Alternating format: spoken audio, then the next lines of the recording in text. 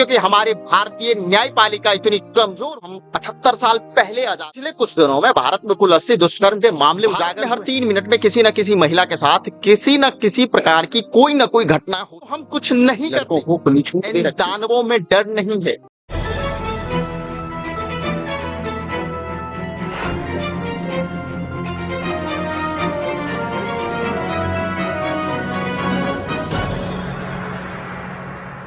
अब तक हमारे समाज में महिलाओं के साथ ऐसी घटनाएं होगी कहने को तो हम 78 साल पहले आजाद हो गए, लेकिन आज भी हमारे इस महान देश में औरत आजाद नहीं हुई।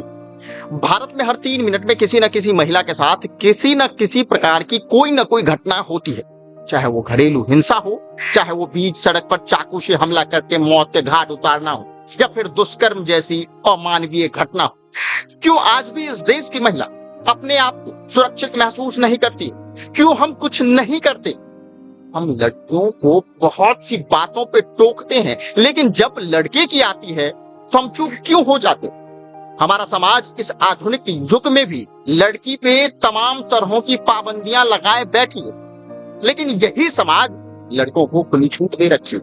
8 महीने से बच्ची से लेकर 90 साल की बुजुर्ग महिला के साथ ऐसी दर्दनीय घटनाएं होती है और हम मौन धारण करके बैठे रहते। पिछले कुछ दिनों में भारत में कुल 80 दुष्कर्म के मामले उजागर हुए हैं, जिसकी शिकायत दर्ज हुई है और न जाने कितने मामले में तो डरा धमका के चुप करा दिया जाता है।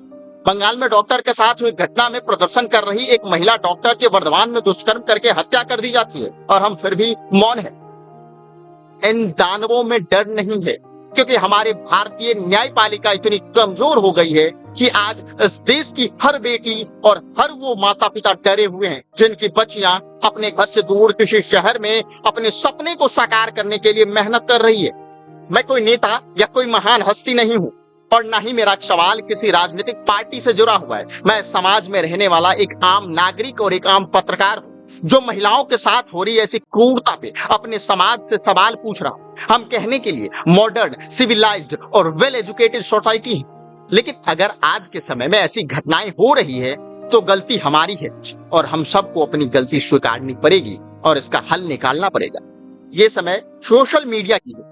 हमारी एकता इस देश या किसी भी राज्य की सरकार को तिल मिलाने में सक्षम है, लेकिन हम आज भी इन सब बातों से चुप हो जाते हैं, ये सोच के कि हमारे बोलने से क्या होगा। कोई मंत्री या कोई बड़ा धार्मिक बाबा हमारी बेटियों बहनों को बचाने नहीं आएगा। हाल में ही भारत ने अपनी आजादी के 78वें साल पूरे कर लिए।